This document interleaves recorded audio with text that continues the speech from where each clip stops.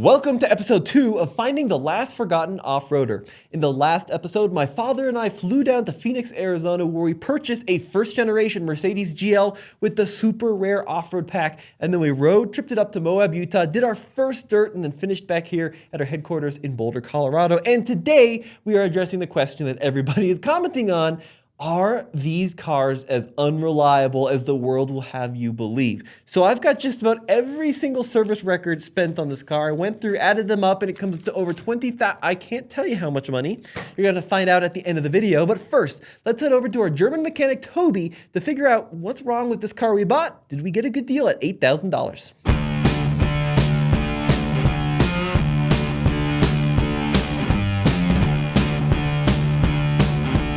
So we're back at German Auto with our man Toby with something that he's a little more than a little familiar with. Toby, have you worked on a lot of these GLs? Unfortunately, I can say there's been a lot of them. I don't even remember when I first seen one of these. So it's been probably more than a dozen? It's been a lot more than a dozen. That's about a year. And what's kind of your impression on this era of Mercedes? Like the late 2000s, the MLs and the GLs, are they good or are they bad? What's kind of the reputation? The reputation mechanically, they're decent, but not good. Okay. They do have their inherent issues. And once those issues have been fixed, I do like them. One of the best parts about this car is that it's huge, and when it comes to legal representation, bigger is better. When you're hurt, you deserve the best on your side. Insurance companies will often lowball clients' claims. Morgan & Morgan will fight to get you the money you deserve. Just in the past 12 months, Morgan & Morgan saw verdicts of $12 million in Florida, 34 times the highest insurance offer, and $26 million in Philadelphia, 40 times the highest insurance offer. Morgan & Morgan make finding a lawyer for your injury case easy, fast, and free. The fee is completely free unless you win. Submitting a claim for an injury doesn't have to be a stuffy process. With Morgan & Morgan, you can submit a claim without ever having to leave the couch. 8 clicks or less and you're done. For more information, go to forthepeople.com/TFL. That is forthepeople.com/TFL. Now back to the episode. This car has been perfectly reliable on a road trip until I just got the check engine light last night. So we're gonna scan that, see what's going on. And Toby, what are like some of the things that you see these come in for? Check engine light? Definitely. Yeah. Most of the time, high percentage of the time, it's the thermostat code that I get out of these cars. The thermostats seem to go bad quite often on them. Is it a big job? It's not too bad of a job once you do them enough. It's, about an hour, hour and a half, but then you want to pressure test the cooling system and check it out and thoroughly. But now, these came to the States with a couple engines. This is the gas V8. They also had the 320 diesel. I noticed you have one outside. Yeah, 350 diesel. Which one's better? It just depends on what you like. Yeah. Personally, I'm a big fan of the gassers. Reason being is maintenance-wise and some of the recall issues they had with the diesels. The recall issues they had with the diesels were emissions related, to do with the turbos, the exhausts, the catalytic converter SOC system, and the Blue DEF as well. So there was a big system that they had issues with the diesels. So that's why I like the gases more. But also, I owned a E320 CDI diesel, and it was a great running car, powerful, torquey. But I'm still a V8 gas fan. Well, here's what we're gonna do. We're gonna plug in the scanner, we're gonna see what this code is, and then Toby's gonna see if you got a good one, a lemon, and what you should look for when buying an old GL. All right, so you do have a 0272, which is really a P0012 code, which is a basic generic code, the P code is, so you can look that up online easily. This is more of the Mercedes-Benz code they'll give me. So it has issues with continuous camshaft adjustment on the right side of the engine. Okay. So these things have timing chain motors, and they have variable valve timing to change the camshaft timing adjustment. And there's usually a little magnetic adjuster on the front of the timing chain covers, and there's also sensors to tell it where the camshafts are, position-wise. And usually what I see most of the time is the magnetic adjusters go bad on these motors and will cause that camshaft issue, and then also pop a check engine light like this. This is why I'm here and why I should never be in charge of stuff like this. So now we know. How is that a big job, Toby? That one shouldn't be. We'll pop the hood and we'll check it out and see how bad it is. And I'm pretty sure the parts are still pretty available, and some of these actually did have an upgrade too on that adjuster to where there's a pigtail wiring harness. Okay. And you have to buy it from the dealer, and that's an upgrade because they had issues with the wiring harness and the way they plugged in and stuff. So that might be an option on this car. It might need the upgrade, pigtail and upgrade. So. Sweet. Guys, thank you so much for watching the series. It was a ton of fun to make, and I can't believe I get to bring this car to all of you wonderful viewers. Now, we're publishing these series every Saturday for the next few weeks, but if you simply can't wait for the next episode, head over to patreon.com/TFLcar, where all the episodes are live right now for Patreon supporters. And actually, this series literally could not be done without Patreon, because one of you guys out there, Mike, a Patreon follower, actually was the one who alerted us about his mom's car for sale. So thank you, Mike, for making this series happen, and thank you to all of our Patreon members. You can check out the rest of the videos there right now. All right, my man, now for the fun part. Let's see how we did. You can give us your honest opinion. Let us know what we should know, what folks should look out for with these V8 engines. These V8 engines. So I always check off just with quick, brake fluid check. Actually looks pretty clean. So, got one with clean brake fluid, and check the cooling system. See, got full coolant, and it looks pretty clean as well. And then you go on, these things all have the air suspension on them.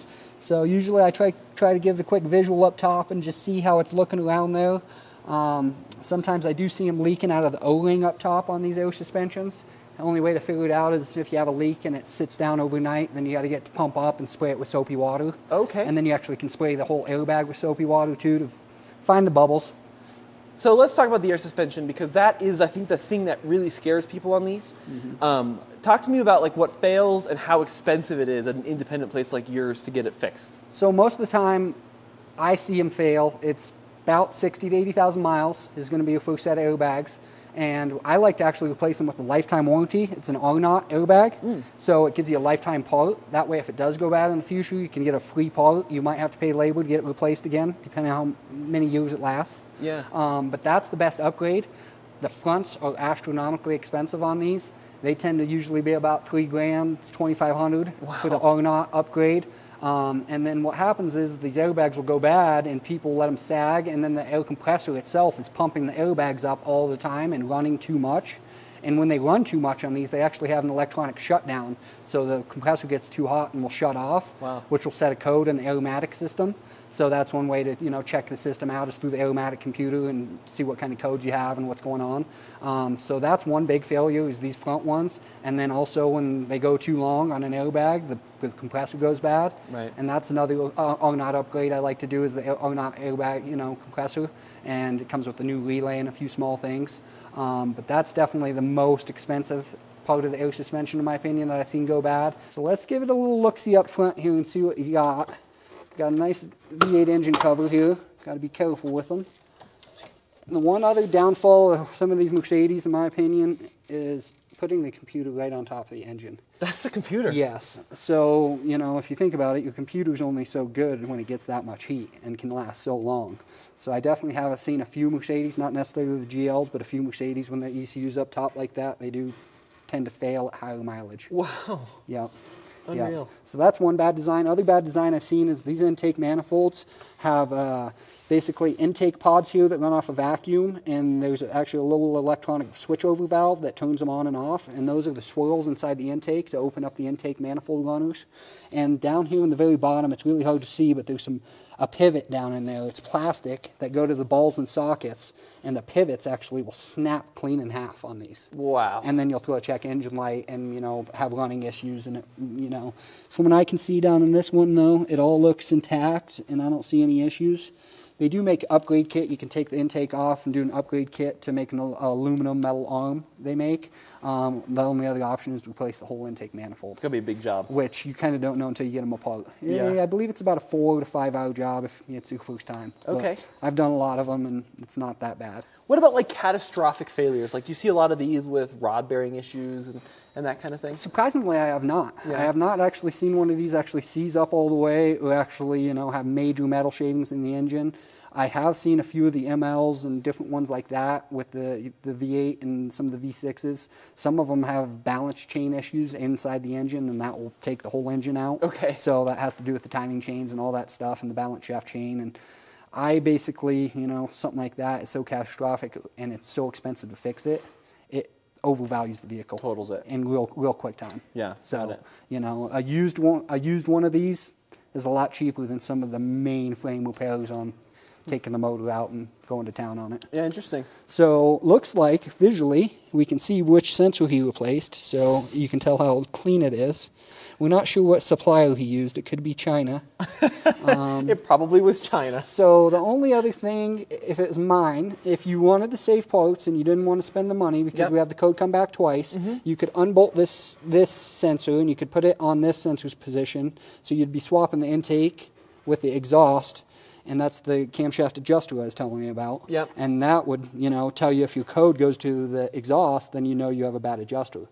But they are actually relatively cheap and, not that bad to do. And you can see right here, this is the little pigtail adapter I'm talking about. So it's already had the newer version, updated pigtail adapter for that. So it might be worth just trying to put if it was mine, you got 3 bolts here, 1 plug-in, 3 reverse torques.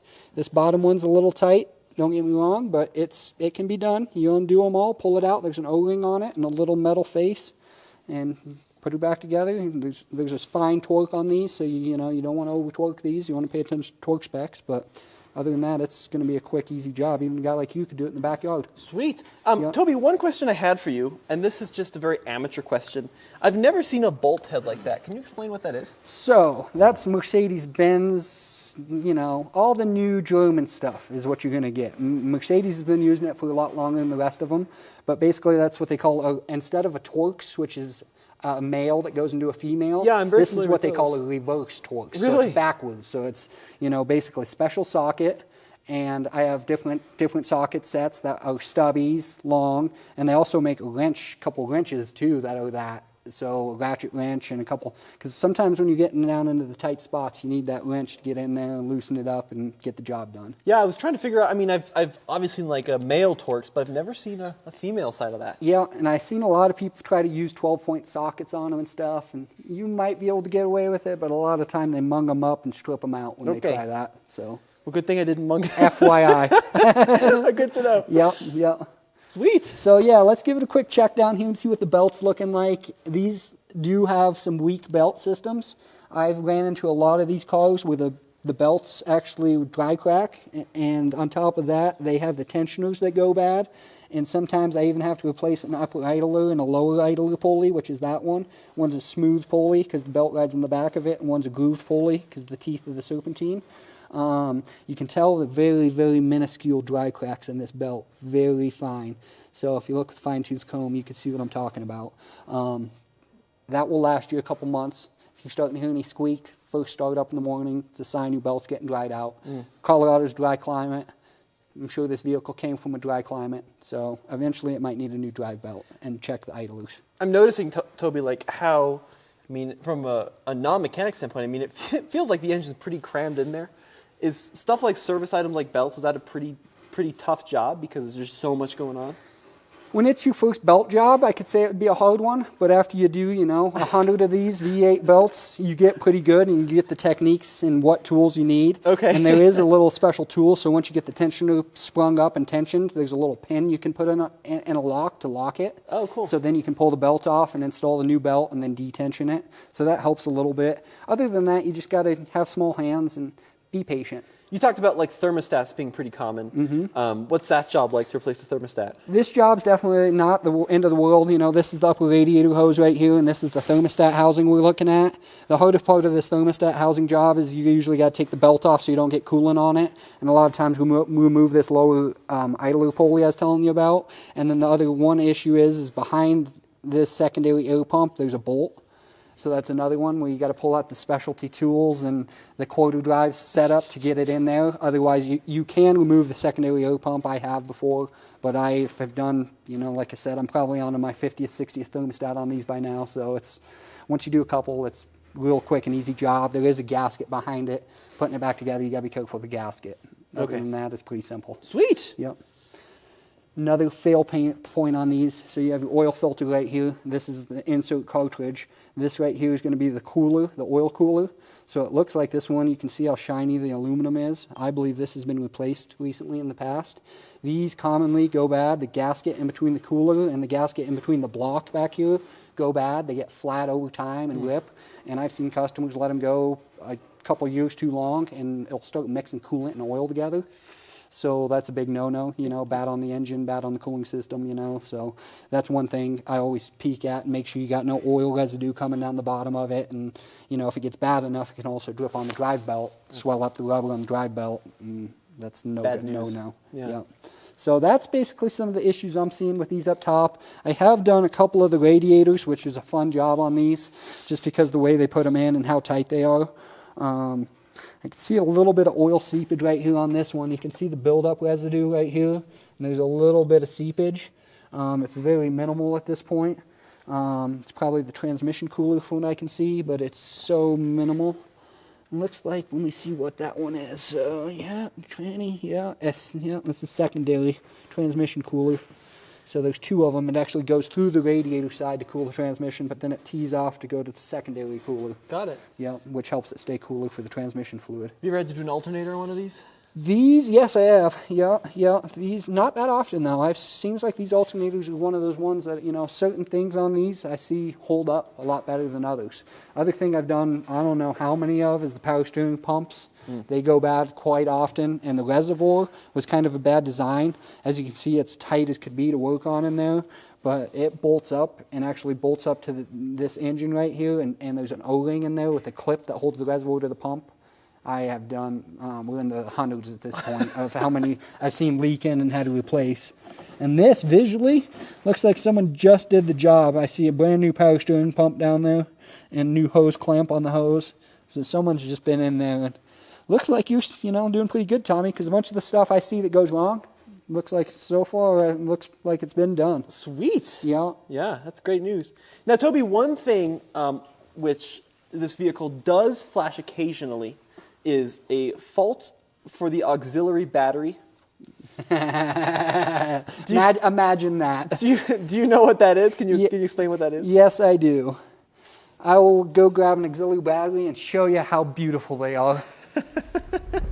So, right here is going to be your auxiliary battery, Tom. That's what you need to fix it. This is it? That's what it. Is this, a double A? Well, pocket battery, So what is this? What does it do? It's a 12-volt battery, and it is exactly what they say, an auxiliary battery. So underneath that passenger seat, and I say underneath of it, usually I take the seats out. It's easier. You unbolt the seat, lift it up under the back one, chalk it up. You can get in there to the main battery. Usually you have to take the main battery out to get access to the auxiliary battery, because this is going to be main battery underneath the seat. Your auxiliary is going to be tucked back in a bracket back here, hidden on this one. So you got to unbolt the bracket sometimes to get it in and out. These commonly go bad with age, just like any battery, and it's a very small battery. But what it does is basically hold the backup power. So if your main battery's on the fritz or getting weak and all that, this will hold your backup memory for all the computers and control modules, radio, everything in the car as a backup. Oh, interesting. Yeah. So it's not necessarily essential to start the car, but it runs stuff in the background if the main one were to die. It helps all the electronics stay alive as a backup, basically. It's tiny, and it's got to be. I'd imagine a battery in a car is a pretty straightforward job. A battery under the seat, probably going to be some labor involved. A lot of people start whining when I tell them how much battery job is on these. Reason being is these batteries are cheap. The big battery is a glass mat battery. It's very expensive, and it takes time. You don't want to rush it. You want to clean everything, make sure it's right, install everything properly, and you got to take the seat out to do a good job, so. It's just what it is. Cost what it costs, Yeah. You got to pay to play. Got it. Yep. Did you ever know of the last maintenance history on this? Spark plugs, air filter, cabin air. Yeah, so the previous owner only had it serviced at the dealer and had all of it done in June. So spark plugs, Good. oil filter in Good. June. And one thing I will say is the dealer prices are absurd. Unlike, just because it's an older car doesn't mean that the prices go down, it seems. Not at all. Yeah. Prices nowadays, some places you go. It's, and the stuff they sell people sometimes is not what they need. It's sad. Sometimes, they're trying to rake them over the coals a little bit here and there to make more money when they don't need the repair. And this is why you have to come to German Auto in Boulder, Colorado, linked below. Toby's the best. Well, let's get around the lift here and see what we got below before we get too deep.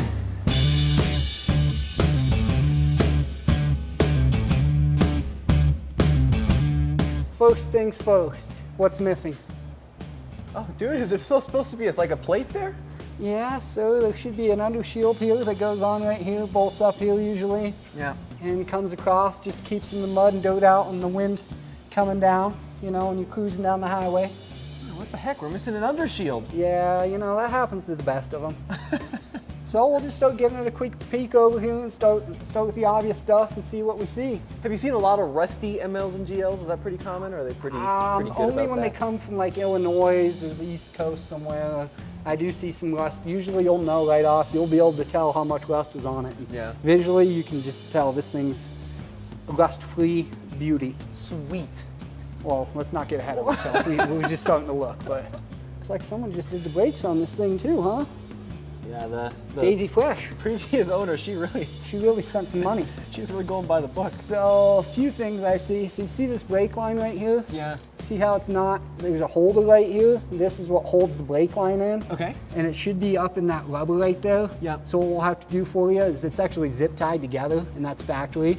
But from the factory, they had really thick zip ties. Okay. Like the ones the cops zip tie you with.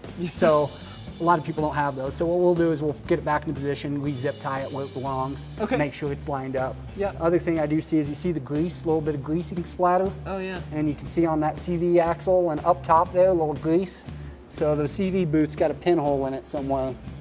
You can see a little grease right there on the edge of it. Oh, totally. It's very minimal at this point, but That's gonna get worse. it's gonna get worse, and you can take it apart and replace just the boot, you know, repack it, clean it up, repack it with new grease.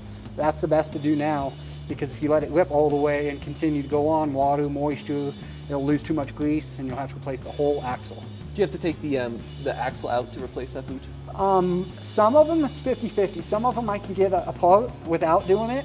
The other 50% I got to take the whole axle out, which on this is fun because you can see the air suspension strut the axle goes through the middle of it. Yeah. So to get the axle out, it won't come out the middle through it. You actually have to take the bolt out and manipulate the suspension control arm to get it in and out. So it's kind of a funny design, Kind but of a pain there. yeah, but once you do enough of them, it's not the end of the world. So that's the first little hiccup I see right there. Okay. Let's start checking in. As far as I know, since you got an off-road package, it's a different CV boot Okay. on these vehicles. Yeah. So when I look them up, they'll ask me if it's off-road package or not. That's interesting. Yeah, which is very rare. I've seen maybe one other off-road package in my life. Yeah. You know, only time you see that stuff's on a G-Wagon or Yeah, I've never you know, been able something to like find that. another one. Yeah. So it's definitely a rare bird, let's put it that way, with the options. I have replaced a lot of these rack and pinions on these cars. They famously like to leak. Is that pretty tough? It is a little bit of toughie. The reason why is they put the front diff in the way. Oh man. So you got to pop the axles out and you got to drop the front diff out of the way to do it. But again, when you do it a few times, it's not the end of the world. So you do have a little seep. I can see it from the bottom corner here, but you can see it better straight up through there. So there's two lines that go right there, the rack and pinion. Yep. And there's O-rings basically on them. So you can buy the O-rings separate on this, so it's not the end of the world. You can take it apart and replace both O-rings. And basically one of them is going to be a high pressure hose that goes to the pump, and one's going to be a cooler hose that goes to the front cooler for the power steering cooler. Got it. Overall, motor-wise, though, if you look, it's really, really dry looking, you know, on both sides. Oil pan spotless. So that's really actually looking pretty good on that behalf. Nice. The only seepage I see when it comes to the motor is going to be back here, and it is a seep. Okay. Most every Mercedes of this age I get in here has a pretty decent little leak starting back there. Is that on the rear main And it's there? always usually the rear main. Okay. I've done a couple that it's the upper oil pan's been leaking a little, but pretty much, you know, you can do that, but it only fixes half the leak. The other half, you got to pull the transmission out and do a rear main seal. And it's just not worth that work, probably. Well, most people don't want to spend that kind of money when it's a seep or a small drip or two now and then. And, Yeah. and luckily, it's usually on the bottom, so it's not swelling up rubber and not getting on important items. Okay, that's good to know. What about transmissions? How have those been holding up? Overall, I see a lot of them that need servicing because no one ever services transmissions like they should. I recommend a good service every 60,000. If you're not on it, do them at 80,000. That includes taking the pan off, replacing the filter, all the fluid, and then some of these older ones will have a plug adapter actually up here that you can replace. This one does not. It's got a valve body assembly inside here with the electrical that goes to it, so it's not replaceable on this one because it's too new. But it's a good thing to do if it hasn't been done in the past, especially if it's going to be kept long term. Yep. Because the transmissions, some of these will be $6,000-$7,000 just for the part. Wow. So it's spending $700 now and then on it is, you know, a good investment. And is it a pretty doable job for you, or do you have to like move the engine? And... It's very doable. It's a few things you got to remove, a few wires, a few things, but it's actually not that bad. Main problem is when you take this off, it likes to make a mess in the cross member for the transfer case, and kind of you got to clean up a little mess. But, okay. But yeah, it's very common. The only issue I see is the fluid. The Mercedes-Benz fluid for the transmissions are astronomically priced per quart. Yeah, interesting. Usually about 6.5, 7 quarts usually. So. Wow. Yeah. That's a lot of fluid. And I have seen a few valve bodies go bad, but not too many on these GL450s. But a few of these Mercedes SUVs and different MLs and different ones, I've had to do some valve body work to them too. Okay. And usually they have check engine lights and rough shifting and all sorts of issues. Right. Most of the time I see that it's 160, 170,000. So higher miles. Yeah, exactly. What about the transfer cases? Transfer cases, pretty big, as you can see, heavy duty. It's got the little electronic motor built onto it and all that. What I have seen with these is some years are worse than others, but they have a chain inside of them that run the teeth, and the chains stretch on them. So people that are really hard on them and hard accelerations all the time off the line, the chains stretch faster. And I've done them. Usually it's about 120, 130, 40,000 when I see them, but it will actually slip. The chains get so loose, it'll slip the teeth. So when you hard accelerate, it'll go clunk, clunk, clunk, clunk. Whoa. Because the chain's slipping around the teeth on the T-case. So you can take them apart, and it's not the end of the world, drive shaft and some other stuff apart, and take the case off and do a new chain on them. Nice. Yeah. Cool. Yeah. It's good to know. But this one's definitely, you can tell, a little more heavy duty than most of them. It could be that off-road package they put into the low it. range. Yeah, the low range. That T-case is going to be different than the stock one, and a lot more heavy duty, you can tell. Sweet. Just size-wise. That's cool. Yeah. Yeah, and then making our way to the back, I mean, I think it's the factory exhaust. Oh, right? yeah, it's going to be bone stock exhaust. You can tell, and she's not even that rusted, which is good to see. You got your flex disc here, which is, you know, no big cracking in it, and all looks good. Sometimes they do crack on you and start you ripping, so you got to catch them before they do that, or you'll be on the side of the road. Can you tell when those go bad? Yeah, mainly it's the big dry cracks, and some of them I've seen chunks of them missing. Whoa. And I have had a few BMWs towed in that broke and took wires with them, oxygen sensor wires, and ripped the whole wiring harness out of the car. So it's good to keep an eye on those Guido joints, drive shaft couplers. Gotcha. Yeah. And then back here, you can see these beautiful airbags we were talking about earlier. They're pretty big and robust on these back ones, you know, and usually these convolutes is where they'll leak or they'll dry crack on the outside of them and get real dry cracked. And, you know, I'm not a big fan of the Mercedes ones because they don't give you that lifetime warranty, you know, and it's kind of a wear item on these vehicles, in my opinion. That's why you upgrade them. Yep, you upgrade them and you one and done. And then rear suspension, pretty straightforward. Rear brakes are like brand new on it too, man, Tommy. I'm amazed, Tommy. We accidentally got a good one, Toby. Man, you went to school on this one. Oh, man. We learned every trick in your book, my dude. You got a little seepage right here, this rear shock right here. It is so minimal. It's got a little bit of dust buildup on it, dirt build on it. It's common. I've done a lot of these rear shocks on these. Yeah. Very common problem for them to leak a little bit. So this one, Toby, has the, it's got like a button to change the ride quality from like comfort to sport. Does that make the part more expensive? Oh, big time. Really? Yeah, that's going to double that shock price for you. Really? Yep. But, you know, it is what it is. It is what it is, and you have to keep it to make that car ride how it should. Yeah. In my opinion, you know, keep it the way it should be, and that way you don't have any further issues. And then these tanks back here, is this the compressor setup? So yeah, right here, usually on these is going to be the reservoir. Oh, so the you can reservoir. see it's a huge, big, double aluminum twin tote with the line coming in by the exhaust, which is, you know, pretty close to the exhaust in my opinion, but, you know, that's how they did it. And they, you know, twins to jack both tanks so they fill both together. So that's going to be for the air suspension, which only certain years they had that for the extra reservoir for the air suspension. If you got a diesel, ML350 or something, you're going to have the Blue Def tank back here. Oh, really? Yeah, so you got a whole tank right here that's going to be the Blue Def system. And, you know, from your experience, right, certain era Mercedes were pre-def, certain, like the later ones had def. How is that system to work on? Is it pretty expensive? Is it very expensive and cost-wise, astronomically. Really? Yep, Yeah. very expensive parts, and seems like they have issues left and right. You know, I'm not a big fan of it. I'd rather my V8 gas. Yeah. With a little bit of air back here and no DEF fluid. No def, yeah? Yeah.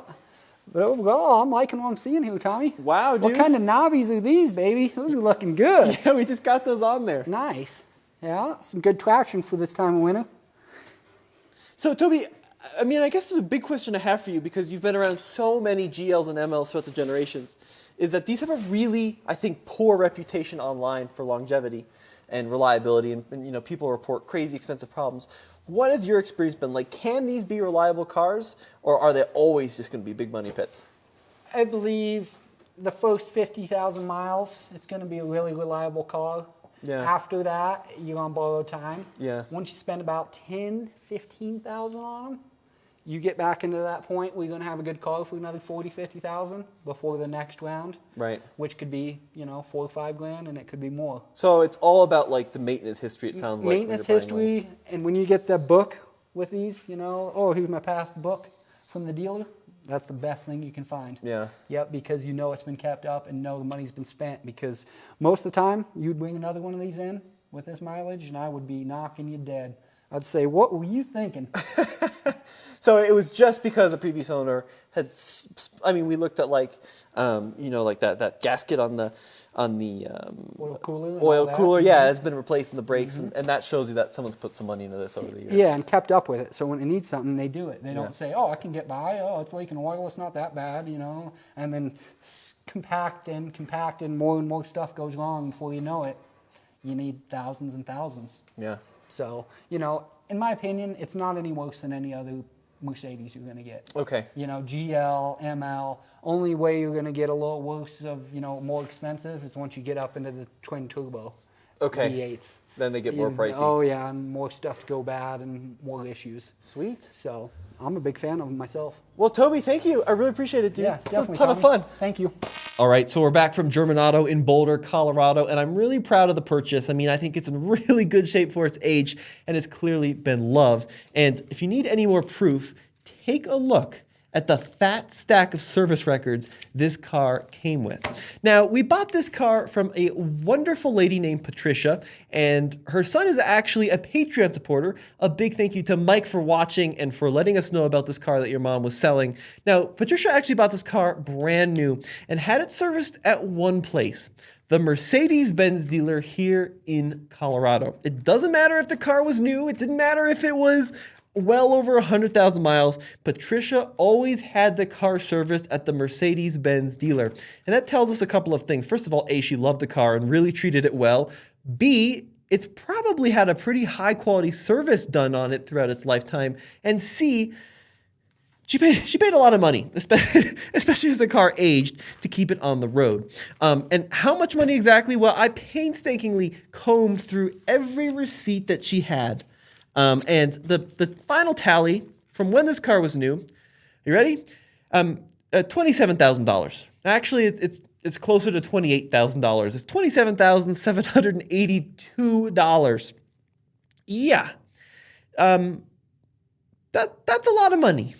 You know, that's a lot of money to spend on any car, let alone just in service receipts. But we got to break it down because that doesn't tell the full story. I actually went ahead and broke it down based on service items and stuff that broke that probably shouldn't have broken and how much those cost at the Mercedes-Benz dealer. Now let's do a little bit of math here. So she bought this car in 2007. So it is now, what's that, 17 years old because it's 2024. So let's break down 27,782 divided by 17. So she averaged $1,600 a year. And of course, some of that was front-loaded, some of it was back-loaded as the car aged. But what I really want to emphasize here is of that $27,000, every time she had the car serviced for an oil change at this Mercedes dealer, it was somewhere around $230, between like $230 and $240. And this car has had over 20 oil changes in its life. So if you multiply just the oil changes alone, you're north of like $5 grand just in oil changes, right? So that's not even counting like the service B, which included like some air filters and some other filters. And those were close to $500 for the service B. And there are many that she had done at this Mercedes dealer. So a lot of this money is just in service, right? In maintenance, in maintenance items that she addressed over the years. Now, stuff that broke that I don't consider to be a maintenance item, so stuff that's not filters and spark plugs and tires and brakes and that kind of thing, things that actually failed on the car came to right around $12,184, okay? So let's talk about the things that failed. Pretty early on in the vehicle's life, some of the steering components failed, and that cost $1,252.25 that was fixed under warranty. It also needed a oil centrifuge cover that was $246.50, a power steering reservoir that was $343, a power steering pump that was over $1,100, and then we come to the air suspension because it has been replaced all four corners. Now, as Toby mentioned, the fronts were very expensive. The parts plus the labor at the Mercedes dealer were $3,057.78 for the front air struts. And then shortly thereafter, the rears failed, and those were $1,419.36. And most recently, this would be like June of this year, if I recall correctly, the rear hatch motor broke, okay? That was over $6,000 to fix at the Mercedes dealer. Let me repeat that. The little automatic motor that opens up the rear hatch, $6,000. It's a pretty big job as I understand it. I do believe the whole headliner has to come down in order to replace that motor, but that's a lot of money considering that less than, 6 months later, we actually purchased a car for $8,000, which was pretty fair to what this vehicle is worth with the mileage. So the moral of the story here is, folks, if you maintain your car well, it will last you. If you bring it to the Mercedes-Benz dealer, chances are they'll do a good job and you'll get quality, genuine Mercedes-Benz parts. But there's also a good shot you're going to pay a lot of money to get the car serviced and to stay on the road. Independent mechanics like Toby over at German Auto can typically do this work a lot cheaper. And it is possible to get this car on the road, down the road for far less money. And if you can do your own work, more power to you. But $27,782 or thereabouts over 17 years, $1,600 a year. Sounds about right. It's a premium German car. Some other things that failed, like the head unit failed. That's an expensive thing to fail. The actual infotainment system with the navigation and the radio controls, that actually failed early on and it was covered under warranty. It's just countless. I mean, I got the doc here. From all the documents, it's just countless oil changes. And that's really, a testament to Patricia and her dedication to this car. This is the kind of car you want to buy that's just been loved. And look, the engine runs perfect. It purrs along, doesn't tick, doesn't knock. The car drives pretty much perfect, and that's because she kept up on the maintenance. So if you're going to buy one of these older German cars, you really want to find one like this that has been loved, or just know you're going to have to put some serious money into it to keep it back on the road. Folks, let me know what you think in the comment section below. As always, this has been Tommy. We'll see you on another episode next week where you can find more of these episodes. Can an old, clapped-out Mercedes mom car really be as cool as a Toyota 4Runner off-road? Well, let's go hit it. But you can see that rear locker. We just walk up the obstacle like it wasn't even there. Lifting up that right front tire. Look at that. Look at that.